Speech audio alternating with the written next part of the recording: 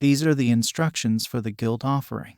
It is most holy. The animal sacrificed as a guilt offering must be slaughtered at the place where the burnt offerings are slaughtered, and its blood must be splattered against all sides of the altar. The priest will then offer all its fat on the altar, including the fat of the broad tail, the fat around the internal organs, the 2 kidneys and the fat around them near the loins, and the long lobe of the liver. These are to be removed with the kidneys, and the priests will burn them on the altar as a special gift presented to the Lord. This is the guilt offering. Any male from a priest's family may eat the meat. It must be eaten in a sacred place, for it is most holy. The same instructions apply to both the guilt offering and the sin offering.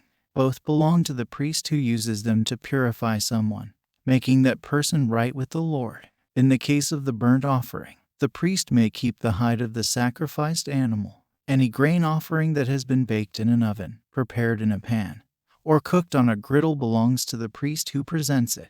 All other grain offerings, whether made of dry flour or flour moistened with olive oil, are to be shared equally among all the priests, the descendants of Aaron. These are the instructions regarding the different kinds of peace offerings that may be presented to the Lord. If you present your peace offering as an expression of thanksgiving, the usual animal sacrifice must be accompanied by various kinds of bread, thin cakes mixed with olive oil, wafers spread with oil, and cakes made of choice flour mixed with olive oil. This peace offering of thanksgiving must also be accompanied by loaves of bread made with yeast. One of each kind of bread must be presented as a gift to the Lord. It will then belong to the priest who splatters the blood of the peace offering against the altar. The meat of the peace offering of thanksgiving must be eaten on the same day it is offered. None of it may be saved for the next morning.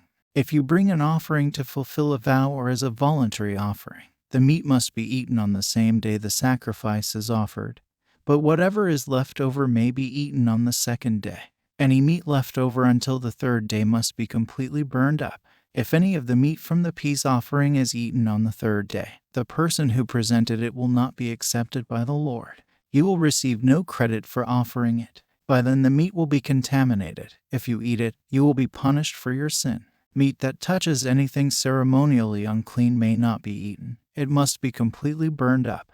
The rest of the meat may be eaten, but only by people who are ceremonially clean. If you are ceremonially unclean and you eat meat from a peace offering that was presented to the Lord, you will be cut off from the community. If you touch anything that is unclean and then eat meat from a peace offering presented to the Lord, you will be cut off from the community.